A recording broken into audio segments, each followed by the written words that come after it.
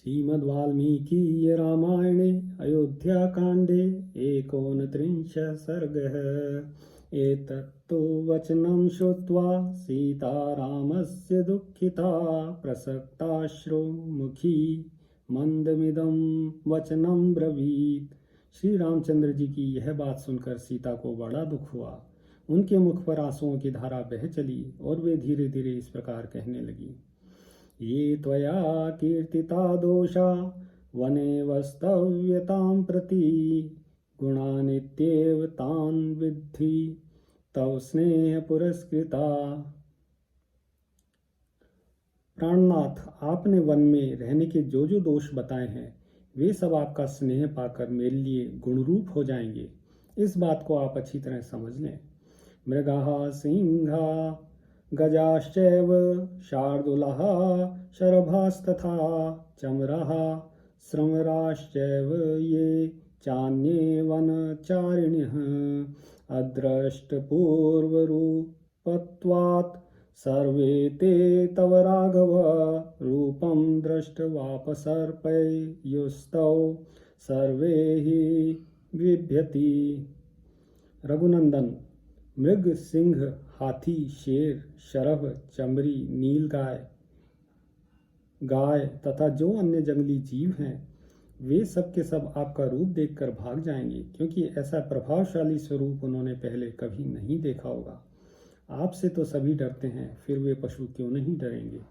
त्वया च सह गन्तव्यं मया गुरुजनाज्ञया त्वद्वियोगेन मे राम त्यक्तव्यमिह जीवितम्। श्री राम, मुझे गुरुजनों की आज्ञा से निश्चय ही आपके साथ चलना है, क्योंकि आपका वियोग हो जाने पर मैं यहाँ अपने जीवन का परित्याग कर दूंगी। नहीं माम त्वत्समीपस्थामपि शक्रोऽपि राघव सुराणामीश्वरः शक्तः प्रदर्शयितुमोजसा।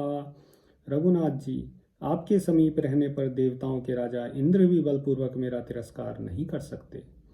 पतिहीना तु या नारी न सा शक्ष्यति जीवितुं काममेवं विधं राम त्वया मम निदर्शितम्। श्री राम, पतिव्रता स्त्री अपने पति से वियोग होने पर जीवित नहीं रह सकेगी। ऐसी बात आपने भी मुझे भली भांति दर्शाई है। अथापि च महाप्राज्ञ ब्रह्मणानां मया श्रुतं पुरा पितृगृहे सत्यं वस्तव्यं किल मे वने। महाप्राज्ञ, यद्यपि वन में दोष और दुख ही भरे हैं, तथापि आपके पिता के घर पर रहते समय मैं ब्राह्मणों के मुख से पहले यह बात सुन चुकी हूँ कि मुझे अवश्य ही वन में रहना पड़ेगा। यह बात मेरे जीवन में सत्य होकर रहेगी। लक्षणेभ्यो द्विजातेभ्यः श्रुत्वाहं वचनं गृहे वनवासकृतोत्साह नित्यमेव महाबली वीर, हस्तरेखा देखकर भविष्य की बातें जान लेने वाले ब्राह्मणों के मुख से अपने घर पर ऐसी बात सुनकर मैं सदा ही वनवास के लिए उत्साहित रहती हूँ।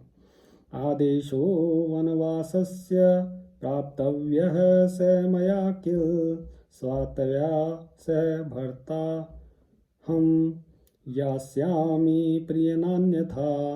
प्रियतम, ब्राह्मण से ज्ञात हुआ वन में रहने का आदेश एक न एक दिन तो मुझे पूरा करना ही पड़ेगा। यह किसी तरह पलट नहीं सकता, अतः मैं अपने स्वामी के साथ वन में अवश्य चलूंगी। कृतादेशा भविष्यामि गमिष्यामि त्वया सह कालश्चायं समुत्पन्नः सत्यवान भवतु द्विजः। ऐसा होने से मैं उस भाग्य के विधान को भोग लूंगी, उसके लिए यह समय आ गया है, अतः आपके साथ मुझे चलना ही है। इससे उस ब्राह्मण की बात भी सच्ची हो जाएगी।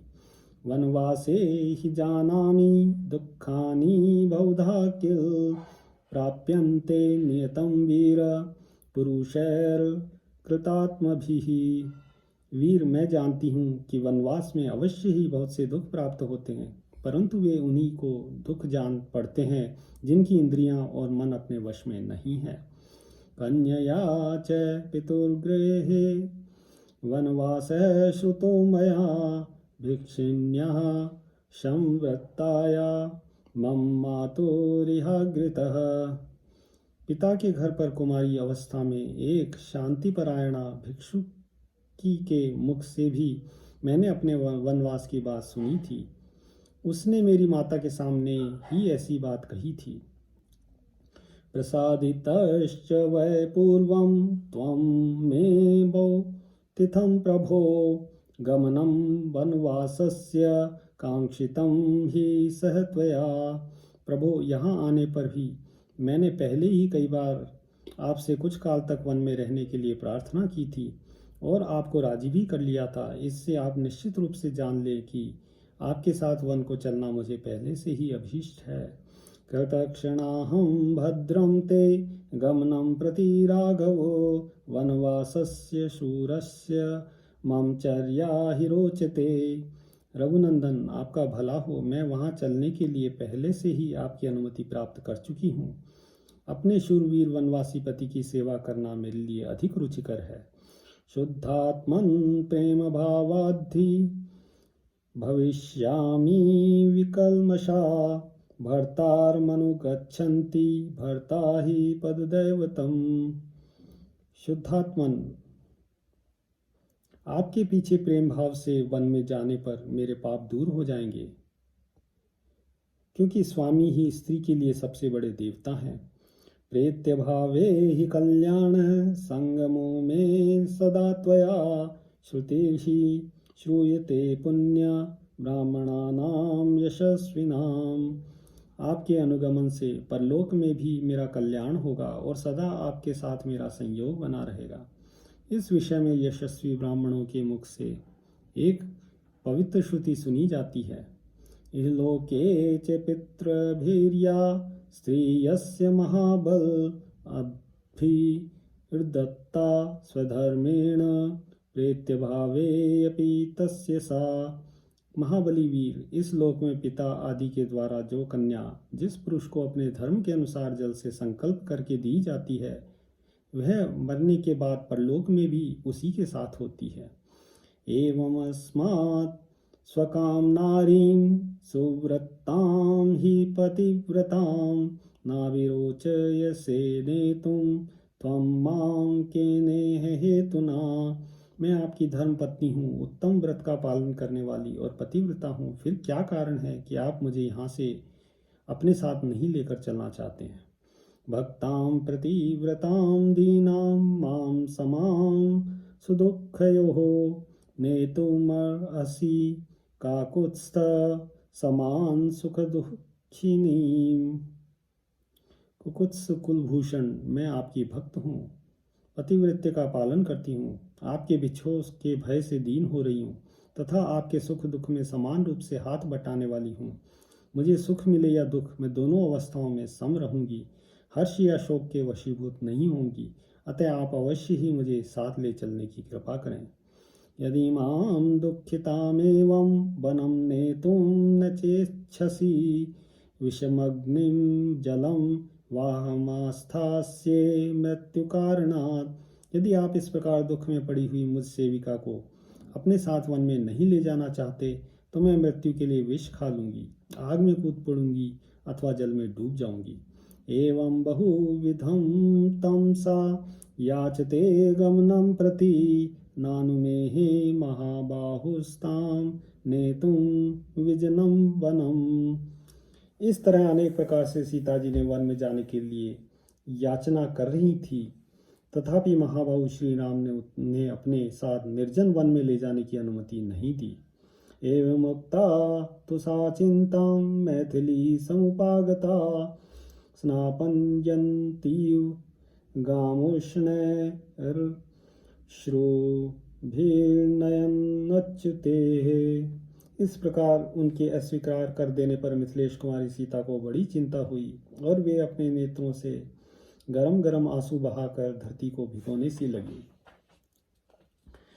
चिंतयन्तीं तदा तां तो निवर्तयतो मात्ववान् क्रोधाविष्टां तु वैदेहीं काकुत्स्थो बहवो सांत्वयत।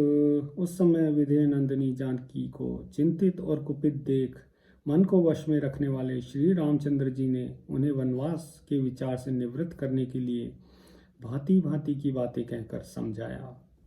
इत्यार्षे श्रीमद् रामायणे वाल्मीकिये आदिकाव्ये अयोध्याकाण्डे एकोनत्रिंशः सर्गः। सियावर रामचंद्र पद जय शरणम्।